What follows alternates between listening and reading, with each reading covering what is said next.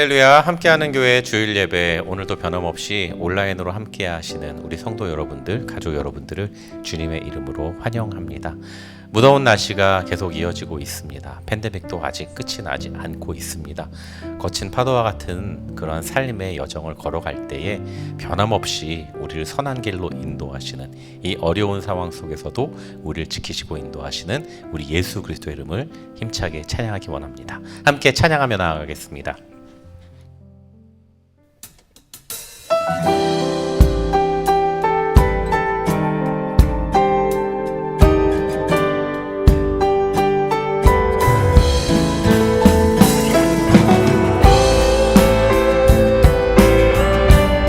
삶을 향한 주님의 선하신 계획을 믿으시기 바랍니다. 함께 찬양할까요? 내 앞에 주어진 매일의 삶을 살다가 보면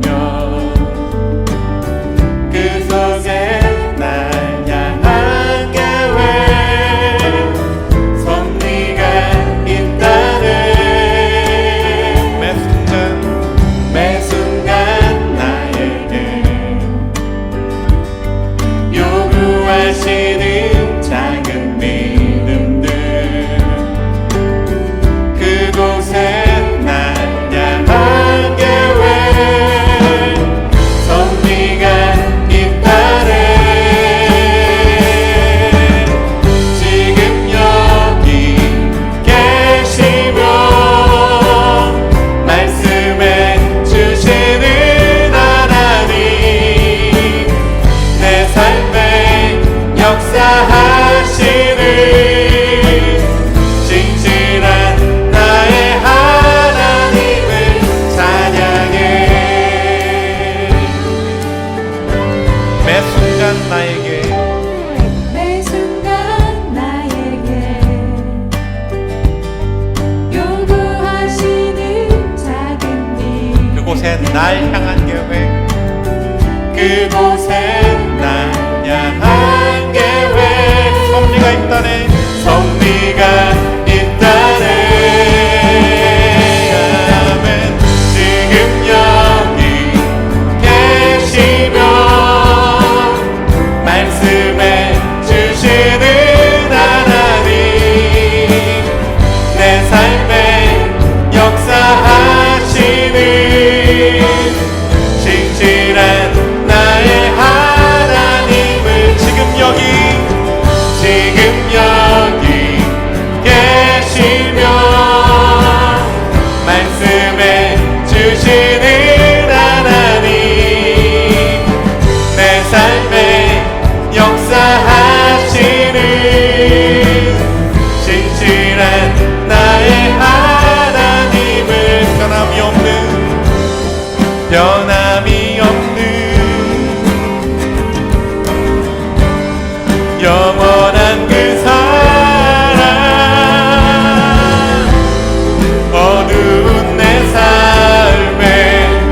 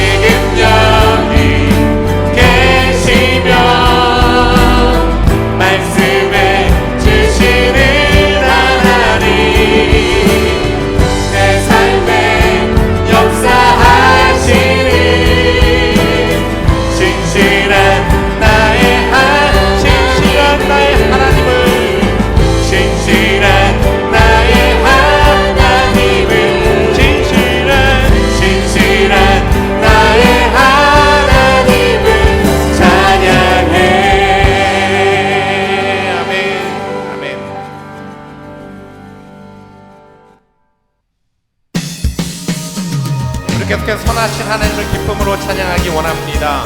고난 속에서도 어려움 속에서도 끊임없이 변함의 믿음을 걸어가는 우리 귀한 성도들 되시길 바랍니다. 함께 찬양할까요? 고난 속에도 우린 다른 길을 걷네.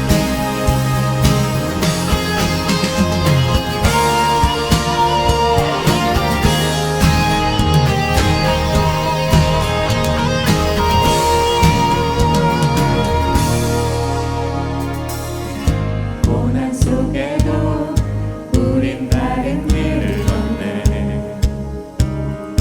나의 하나님, 광야 속에도 우린 그 고백이 있네.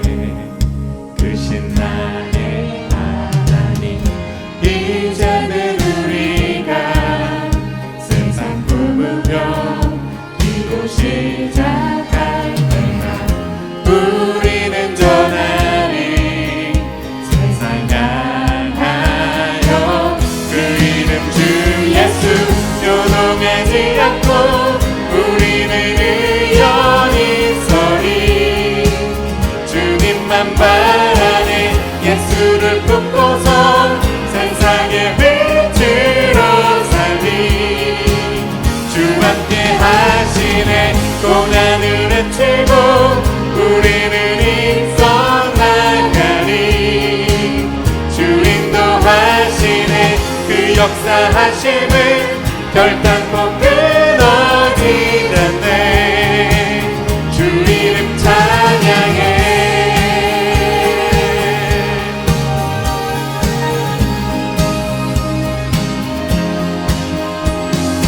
절대 포기 못할 이름 우리 주 예수.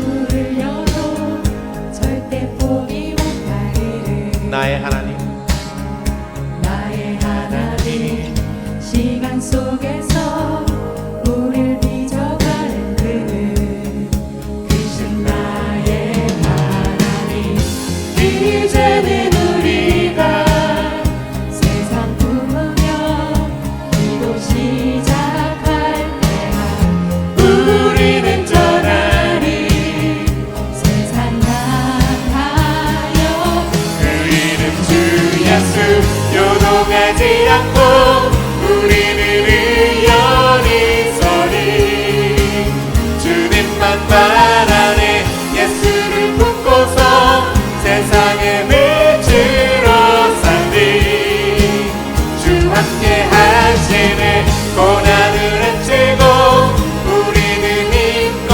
나가리 주 인도하시네 그 역사하심은 결단코 끊어지지 않네 주 이름 찬양해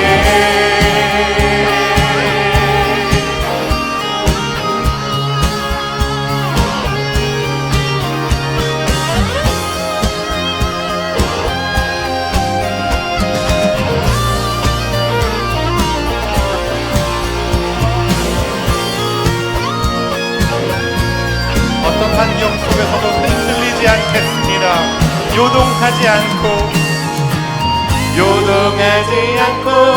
우리는 의연히 서리 주님만 바라네 예수를 품고서 세상의 빛으로 살리 주 함께 하시네 고난을 헤치고 우리는 힘껏 나가리 주 인도하시네 그 역사하심은 결단코 끊어지지 않네 주 이름 찬양해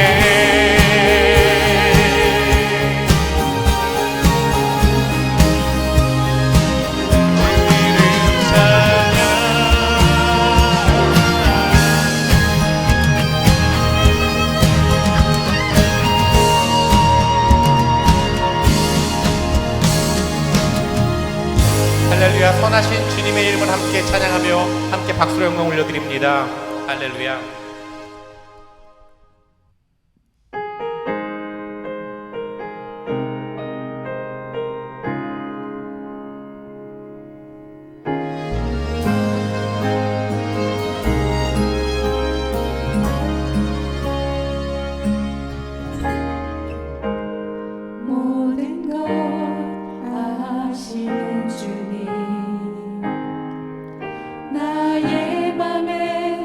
연약함 보시고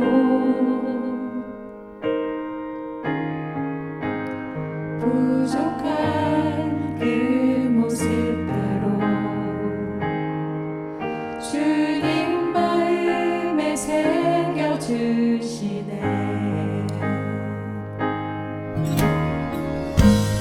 주님께 토로한 마음 하나하나 헤아려 주시니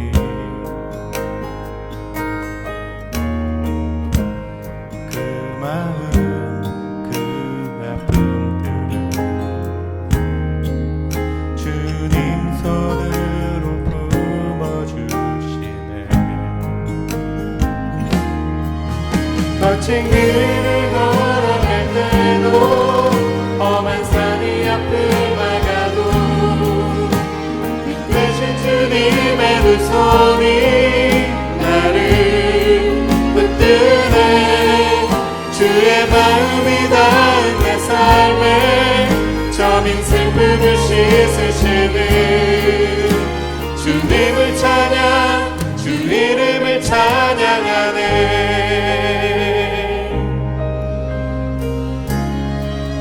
주님께 토로한 마음 주님께 토로한 마음 하나하나 헤아려 주시니 우리의 아픔을 주님께서 품어주십니다. 아멘. 그 마음 그 아픔들을 주님 손으로 품어주시네. 거친 길을 걸어갈 때 거친 길을 걸어갈 때도 험한 산이 앞을 막아도 대신 주님의 두 손이 나를 붙드네. 주의 마음이 닿은 내 삶에 저민 슬픔을 씻으시는 주님을 찬양 주 이름을 찬양하네. 거친 길을 걸어갈 때도 거친 길을 걸어갈 때도 험한 산이 앞을 막아도 그 대신 주님의 두 손이 나를 붙드네. 주의 마음이 닿은 내 삶에 저민 슬픔을 씻으시는 주님을 찬양 주 이름을 찬양하네.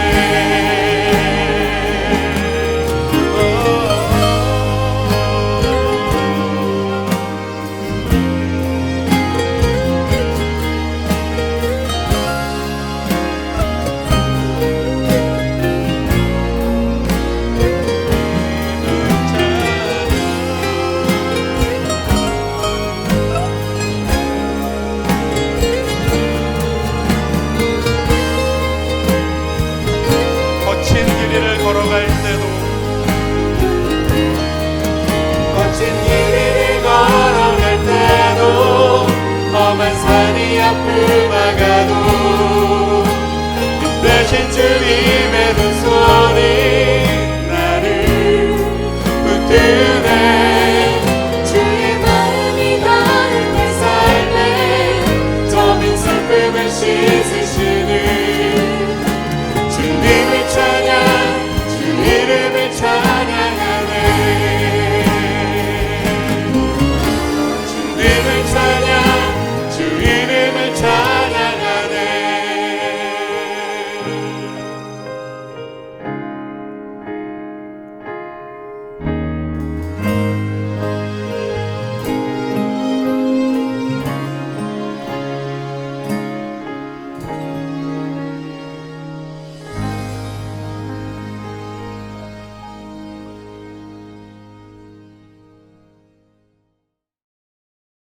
사랑의 하나님 아버지, 오늘도 주님의 은혜로 죄인된 우리를 이 자리에 불러주심에 감사드립니다. 주님께서 우리를 용서하신 것을 기억하는 겸손한 우리 되게 하시고 그 은혜로 다른 이들을 판단하지 않으며 사랑하는 주님의 마음을 구합니다. 함께하는 교회 식구들의 몸과 마음의 건강을 위해서 기도합니다. 주님의 위로와 건강을 구하고 또 받은 것을 감사하는 저희가 되기를 원합니다. 우리의 마음에는 하나님 없이는 채울 수 없는 자리가 있습니다. 이제는 주님께서 우리의 복이 되어 주셔서 하루하루 순종하고 주님을 경험할 때 기쁘게 사는 믿음의 공동체가 되게 해주세요. 예수 그리스도 이름으로 기도합니다. 아멘.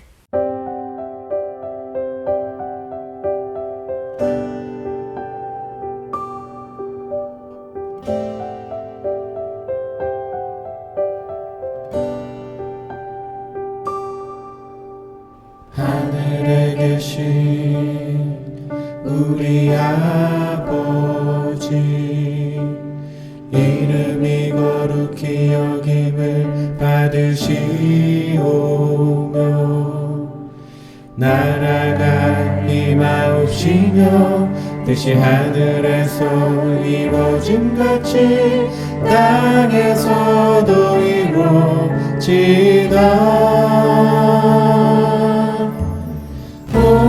오늘날 우리에게 일용할 양식을 주시고, 우리가 우리에게 죄진 자를 용서함같이 우리의 죄를 사하여 주소서. 우리를 시험에 들게 하옵시고 다만 악에서 구하옵소서. 대개 나라와 권세 영광이 아버지께 있습니다.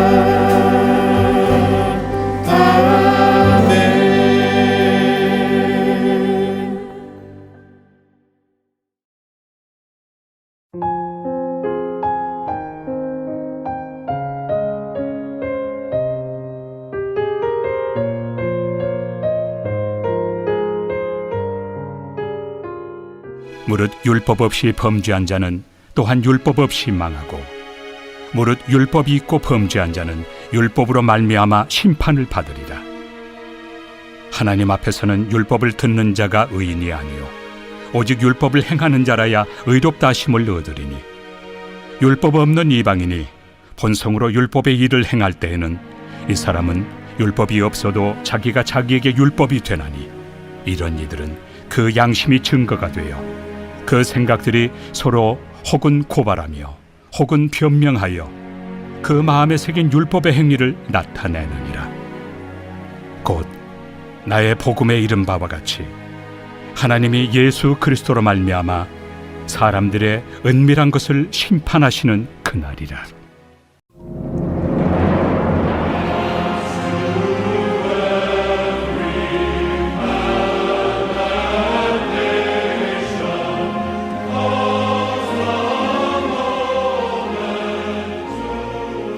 네, 안녕하십니까, 유영선 목사입니다. 오늘도 인터넷 주일 예배 가운데 오신 성도님들 주님의 이름으로 환영합니다. 네, 잘 지내고 계시죠? 여러분, 때로는 100마디 말보다 그 한마디의 진심이 담긴 그 말 한마디가 사람을 깨우고 또 사람을 변화시키는 것 같아요. 그래서 오늘도 하나님 말씀을 나누기 전에 여러분에게 그 한마디 워드를 드리고 싶어요. 여러분, 하나님은 지금도 살아계십니다.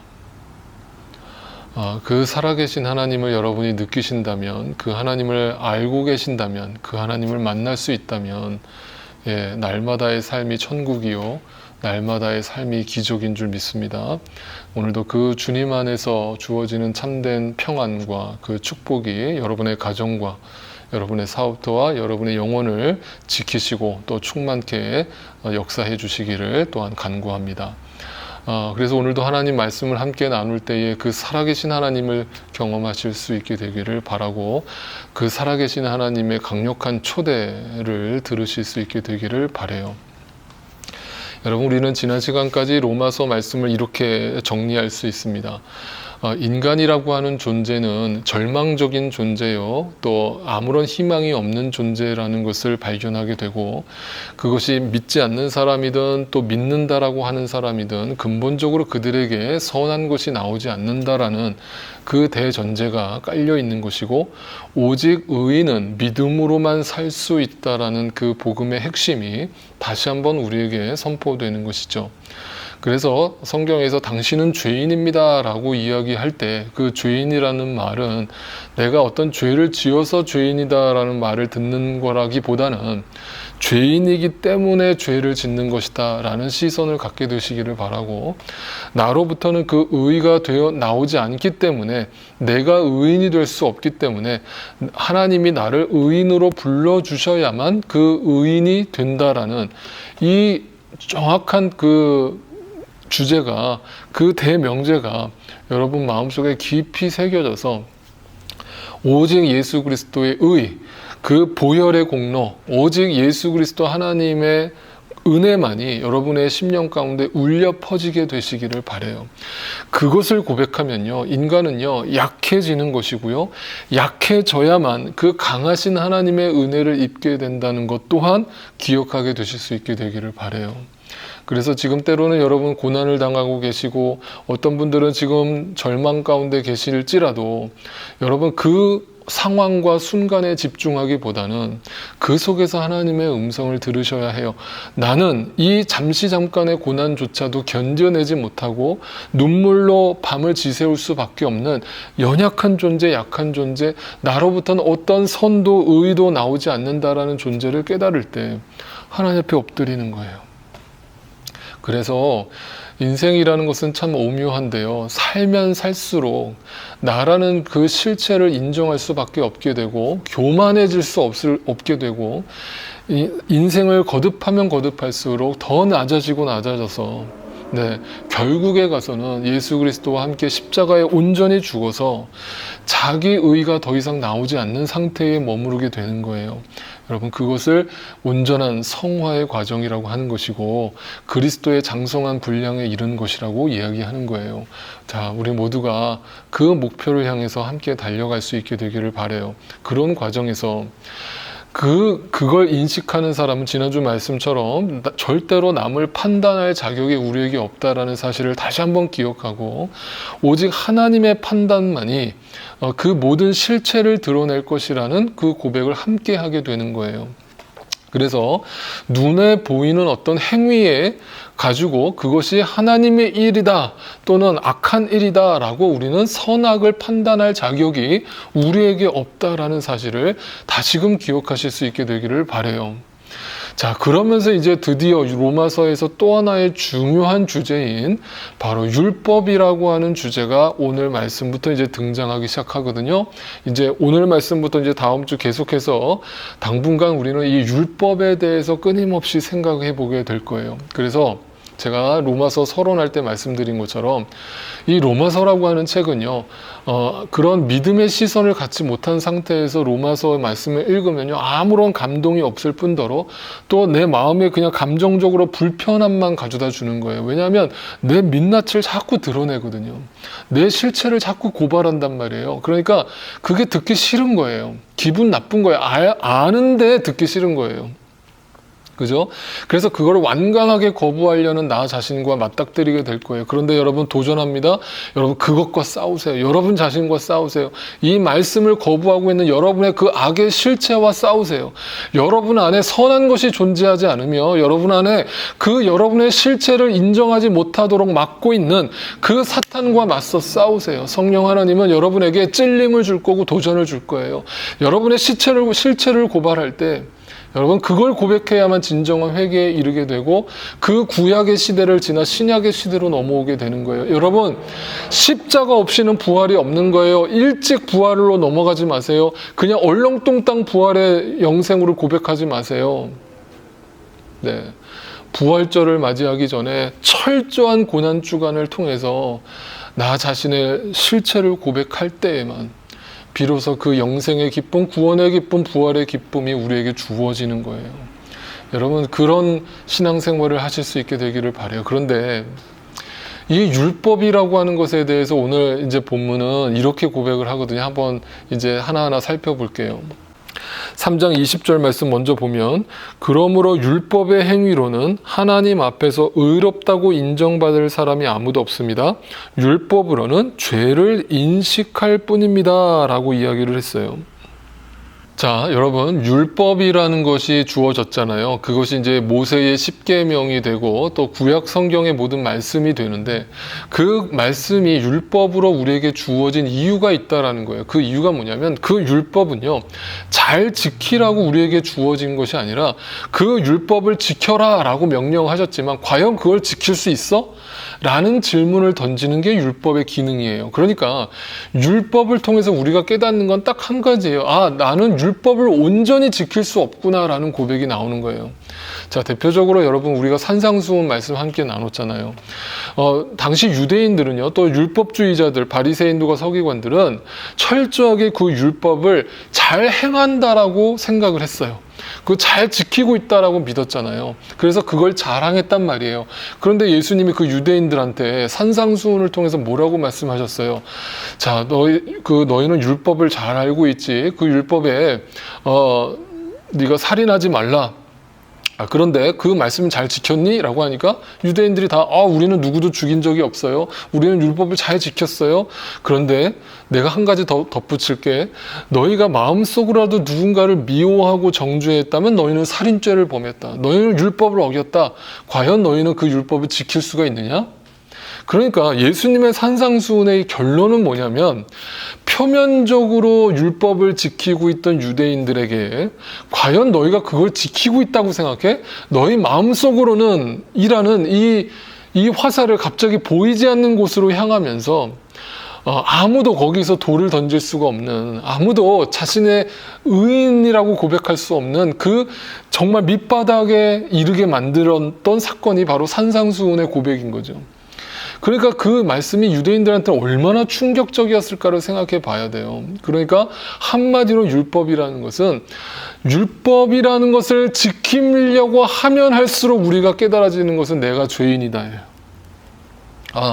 나는 율법을 지키고자 하는 선한 의도 없으며 그걸 온전히 지킬 힘도 나에게 없구나 라는 고백을 하게 되는 거예요. 그렇죠? 그게 율법의 기능이라고 이야기를 하는 거예요. 그런데 문제는 뭐냐면, 그 자기애에 빠져 있는 인간의 자기 이기주의, 자기 중심적 사고에 빠져 있는 인간이 그 율법을 잘 지킬 수 있다라고 생각해 버리는 데서 문제가 발생하는 거예요. 그걸 뭐냐면 겉으로 의인이 되려고 하는 것이죠. 자, 이것을 갖다가 이제 예수님이 뭐라고 고발하는가? 자, 마태복음으로 한번 가볼게요. 자, 마태복음 23장에 보시면 2절 3절 말씀이에요. 율법학자들과 바리새파 사람들은 모세의 자리에 앉은 사람들이다. 자, 모세의 자리에 앉았다, 이 말의 뜻은 뭐냐면요, 모세가 하나님의 말씀을 선포했던 그 자리, 다시 말하면 오늘날로 얘기하면 강대상이에요. 다시 말하면 이 율법학자들과 서기관들은 누구예요? 오늘날 얘기하면 목회자들이잖아요. 목회자들이 이 강대상에 서가지고 하나님의 말씀을 전하는 위치에 섰다라는 얘기가 되는 거예요. 자, 그럼 계속 볼게요. 그러므로 그들이 너희에게 말하는 것은 무엇이든지 다 행하고 지켜라. 그러나 그들의 행실은 따르지 말아라. 그들은 말만 하고 행하지는 않는다.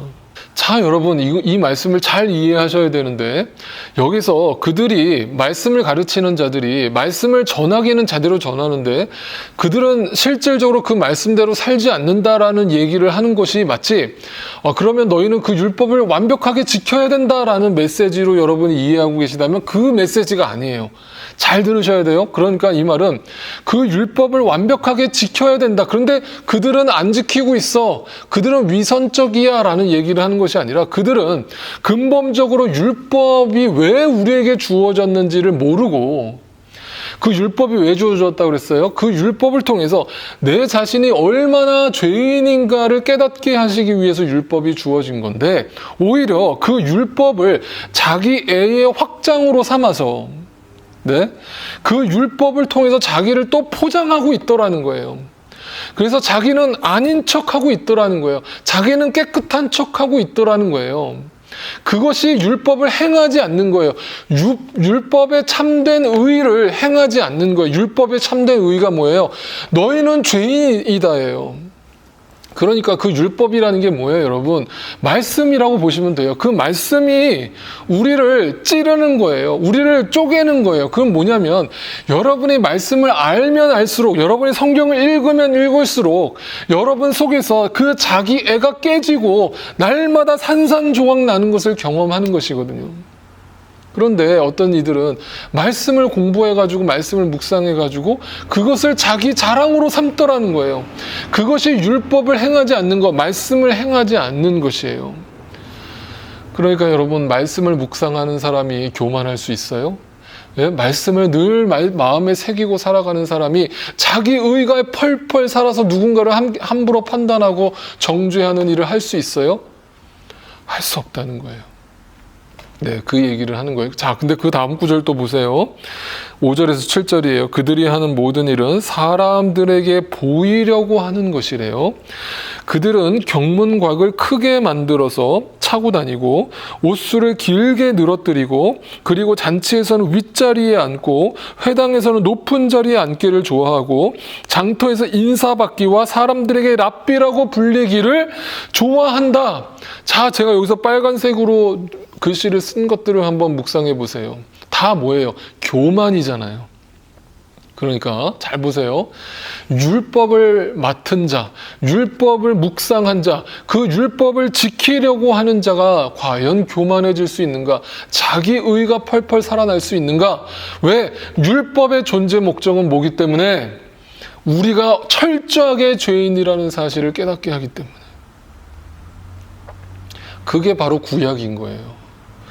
그래서 여러분, 우리가 구약을 읽어 내려가면서 이스라엘 백성들에게 바로 우리의 모습을 확인하게 되는 것이고, 그 이스라엘 백성들의 모습을 통해서 우리의 모습을 확인하는 것은 뭐냐면 우리에게 선한 의지가 있지 않다라는 고백이에요. 우리에게는 희망이 없다라는 고백이에요. 네. 어떤 이들은 그러면 이렇게 얘기해요. 아, 그러면 율법을 주시지 말고 하나님이 살아계시다라는 분명한 사인, 기적을 많이 베풀어 주셨으면, 아, 그러면 누구든지 다 하나님이 살아계시다는 걸 알고 하나님을 믿게 되지 않았겠어요? 왜 율법을 주셔가지고 그렇게 어려운 숙제를 주셔가지고 아무도 지키지 못하게 만드셨나요? 자, 여러분, 구약을 읽어보신 분들은 아실 거예요. 구약에 수많은 기적과 이적이 등장하잖아요. 그런데 그 기적을 봤잖아요, 이스라엘 백성들은. 그런데 과연 그들이 근본적으로 변했나요? 아니잖아요. 언제였어요? 항상 이적이라는 것은 그때뿐인 거예요. 네. 여러분 잘 생각해 보세요. 여러분 실체를 그대로 고백해 보세요. 여러분 정말 진실하게 고백을 해 보세요. 여러분에게 지금 기적이 일어난다고 여러분 한다면 여러분 그때서야 하나님을 믿는다라고 얘기한다면 과연 그 믿음이 얼마나 갈까요? 네? 얼마나 갈까요? 여러분 정말 그 살아계신 하나님을 경험했다라고 하는 여러분, 그 믿음이 얼마나 가냐고요. 여러분에게 그 믿음을 지키고자 하는 의지가 있냐고요. 없어요. 없죠. 그러니까 철저하게 인간은요, 약한 고백을 해야 되는 거예요. 하나님, 나는 아무것도 아닙니다. 나는 정말 주님 앞에서 아무것도 아닙니다. 이것을 고백하는 자들이, 율법을 통해서 자기의 실체를 고백하는 자들이, 십자가에 죽은 자들이, 그런 자들이 교회에 가득하다면 과연 그 교회가, 네, 그 교회 안에서 서로 잘났다고 티격태격하고 싸우고 나 잘났다 너 잘났다, 네, 하면서 서로를 함부로 판단하고 뒷담화하고 이런 일들이 벌어질 수 있을까요? 네, 불가능한 거겠죠. 네, 그거는 교회가 아닌 거예요. 이미 그 교회는 강도의 소굴이 되어버린 거예요. 네, 자기 애가 확장되는, 네, 그런 교회는요, 교회가 아닌 거예요. 네. 그리고 그 자기 애를 부추기고 그 자기 애를 확장하라고 설교를 하고 있는 그 목사들은 가짜 목사인 거예요. 철저하게 말씀은요, 나 자신이 죽는 거예요. 목사가 죽고 장로가 죽고 권사가 죽고 집사가 죽고 성도가 죽는 교회라면 그 교회는 예수 그리스도가 사는 교회예요. 하나님이 살아계신 교회예요. 여러분, 바라옵기는 우리 교회가 그런 교회, 정말 하나님만이 주인 되시고 하나님만이 살아계시는 그런 교회가 되기를 진심으로 기도합니다. 자, 그러니까 오늘 13절 말씀이 이제 이해가 되실 거예요. 하나님 앞에서는 율법을 듣는 사람이 의로운 사람이 아니라 오직 율법을 실천하는 사람이어야 한다. 그러니까 율법을 듣는 사람이라는 것은 율법을 자기 애의 확장으로 삼아서 자기를 포장하고 자기 의로운 척하고 살아가는, 오히려 더 교만해지는 도구로 삼는 그런 자들이 율법을 듣는 것에 그치는 사람이에요. 말씀을 듣는 것에 그치는 사람이에요. 그런데 그 말씀을 실천하는 사람은 어떤 사람이냐? 다른 말로 제가 풀어 얘기하면 내가 죽게 되었구나를 깨닫고 자기 애에서 벗어나는 것을 뜻하는 거예요. 그게 율법을 실천하는 것이고 율법의 존재 목적을 명확하게 알고 있는 자예요. 그래서 여러분 고린도 후서에 가보면 이거를 명확하게 사도 바울이 설명했는데, 그런데 그리스도께서 모든 사람을 위하여 죽으신 것은 이제부터는 살아있는 사람들이 자기 자신을 위하여서 살아가도록 하려는 것이 아니라, 잘 보세요. 자기 애의 확장이 아니라 예수를 믿는다는 것은, 오직 믿음으로 말미암아 의인이 된다라는 것은 자기 자신을 더 이상 위해서 살아가는 것이 아니에요. 자기가 없는 거예요. 자기가 죽는 거예요. 자기들을 위하여 죽으셨다가 살아나신 그분을 위하여 살아가도록 하려는 것이에요. 그러니까 예수 그리스도가 내 삶의 주인이 되었다는 뜻이고, 나는 더 이상 없다라는 뜻이고, 오직 주님만을 의지하며 살아간다는 뜻이잖아요. 그러므로 이제부터는 우리는 아무도 육신의 잣대로 알려고 하지 않아요. 육신의 잣대가 뭐예요? 네, 자기 애의 확장이에요. 그래서 전에는 우리가 육신의 잣대로 그리스도를 알았대요. 전에는 그러니까 율법이라는 것을 통해서 육신의 잣대로 율법을 이해하고 받아들인 거예요.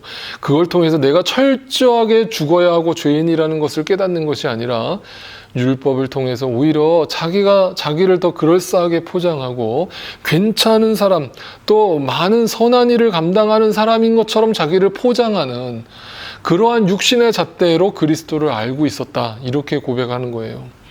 이제는 그렇지 않다라면서 이 고린도 후서에서 사도 바울이 명확하게 그 율법의 기준을 설명하고 있는 거예요.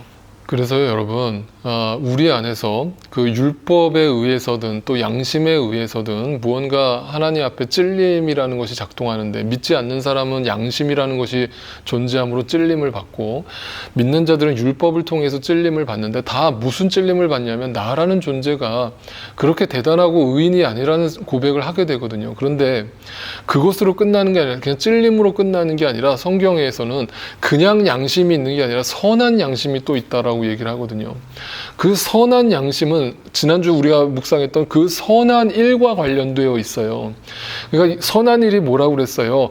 예수 그리스도를 믿는 것이 선한 일이고, 그 예수 그리스도만이 우리 안에서 선한 일을 시작하실 수 있고 완성하실 수 있다고 그랬잖아요.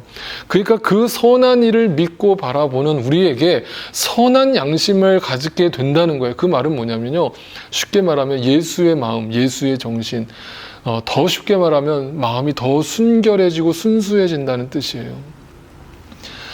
여러분, 예수를 오래 믿었다, 교회를 오래 다녔다, 하나님 말씀을 내가 알았다 라고 고백하는 사람의 마음속을 들여다보면요, 근본적으로 순수한 마음이 있고요. 그 순수한 마음은 자기가 철저하게 부인됨을 통해서 나오는 것이에요.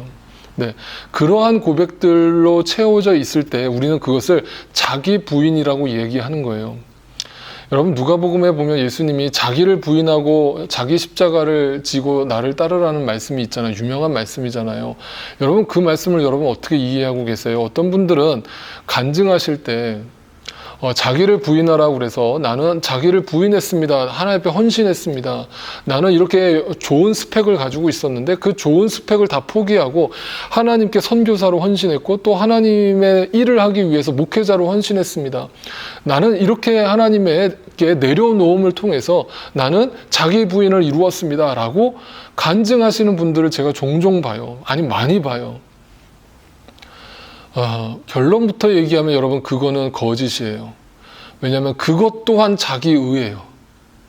네, 진짜 자기의가 살아나지 않는 사람은요, 그것조차도 내려놓음이라고 고백하지 않아요. 그것도 내려놓음이 아니에요. 자기 부인이 아니에요. 근본적 자기 부인은요, 네, 하나님 앞에서 순수해진 마음이에요. 그래서 자기가 하나님 앞에 약해질 수밖에 없는 존재요. 어린아이와 같은 존재가 될 수밖에 없는 존재라는 것을 고백하고 늘 하나님 앞에 시종일관 매달리고 붙들리는 삶을 사는 거예요. 여러분, 그게 자기 부인이에요. 그 자는요, 근본적으로 겸손하고요, 낮아져요. 그 사람이 과연 높은 자리에 올라가려 할까요? 그리고 높은 자리에서 내려온 것을 또 자기 헌신이라는 고백을 할까요? 여러분, 이 말이 이해가 되실 수 있기를 바라요. 그런 고백들도 다 자기 의애이고 자기 애의 확장이라는 것을 고백하실 수 있게 바라요. 왜냐하면 여러분, 율법학자들과 서기관들, 바리새인들도요, 선한 일을 많이 했다라는 거예요. 수많은 헌신을 했다는 거예요. 여러분, 예수님의 제자 12제자가 있었잖아요. 그들은 다 예수님을 따를 때 그물을 버려두고 예수님을 쫓았거든요. 자기 생업을 포기하고 예수를 쫓았단 말이에요. 그러면 엄청난 자기 부인을 한 거잖아요. 그죠? 근데 예수님이 그걸 자기 부인이라고 이해해주고 인정해 주셨나요? 아니요. 아니에요. 오히려 그들은 생업을 버리고 예수님을 쫓았지만 근본적으로 자기를 버렸어요, 안 버렸어요? 안 버렸잖아요. 끝까지 예수님이 가는 길을 막으려고 했던 자들이고 예수를 부인했던 자들이잖아요. 자기를 부인하지 않고 예수를 부인했던 자들이 제자들이었단 말이에요. 그 제자들이 어떻게 예수님을 주인으로 고백하게 됐나요?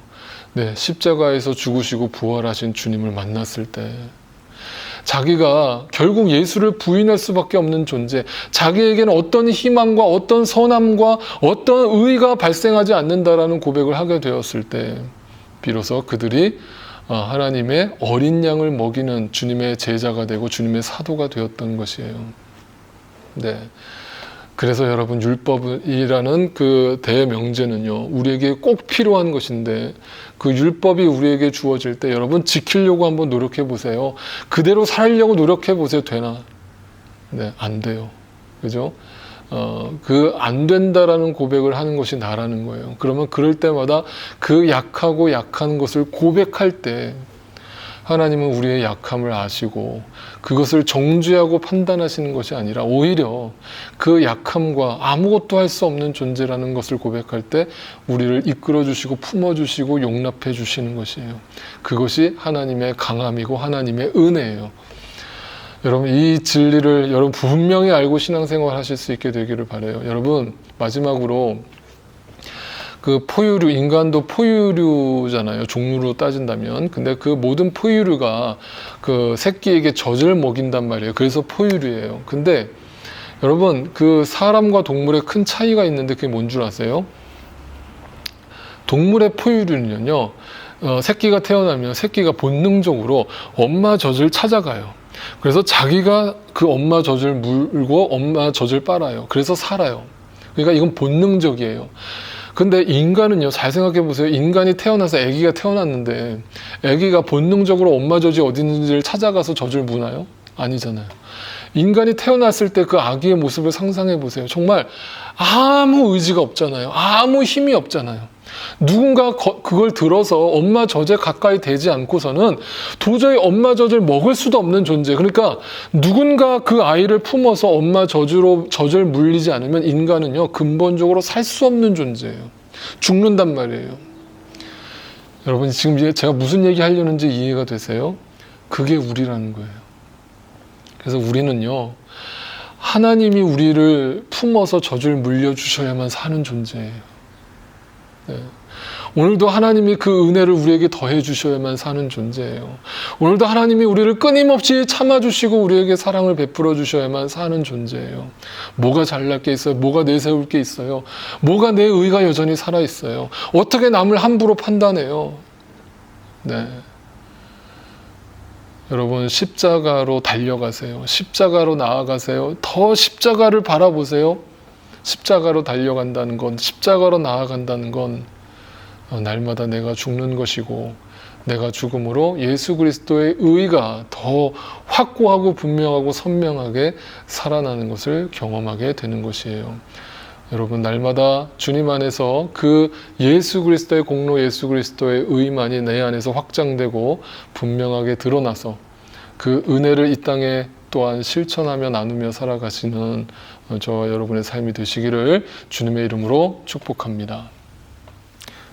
이제는 우리를 죄와 사망 가운데서 구원하여 주신 예수 그리스도의 놀라우신 은혜와 하나님 아버지의 그 크신 사랑하심과 성령 하나님의 역사하심과 충만케 하심이 우리 자아를 향해 날마다 뻗어나가는 그 지독한 자기의 이기적인 욕구, 가능성의 주장, 이러한 것들이 하나님의 판단의 대상이라는 것 잊지 않고 율법으로든 양심으로든 나라는 존재는 희망이 없음을 분명히 인식하여서 날마다 십자가 앞으로 다름박질할 때에 때로는 그 자기 십자가를 지고 나아간다는 것이 너무나 고통스럽고 아프지만 내 의가 아닌 주님의 의로만 그것을 감당할 수 있다는 사실을 분명히 믿고 오늘도 나를 아시고 나의 신음소리조차 들으시고 나를 품어주시고 나를 바라봐 주시는 그 주님을 온전히 믿음으로 낮은 자리, 죽는 자리, 십자가의 자리로 날마다 나아가기로 오직 하나님의 은혜와 자비만을 구하는 하나님 절대 의존적 신앙을 구현해 나가기로 다시금 주 앞에서 소망하고 결단하는 우리 사랑하는 모든 믿음의 식구들의 삶 가운데 이제로부터 영원토록 함께하옵시기를 간절히 축원하옵나이다. 아멘. 날 대신하여 지신 십자가로 은혜 구하며 지금 나갑니다. 연약함 벗고 보혈 힘입어 겸손히 나갑니다. 길 잃은 자녀 기다리시네. 그 품에 날 부르시네. 내 모든 죄 대신 지고 가신 십자가로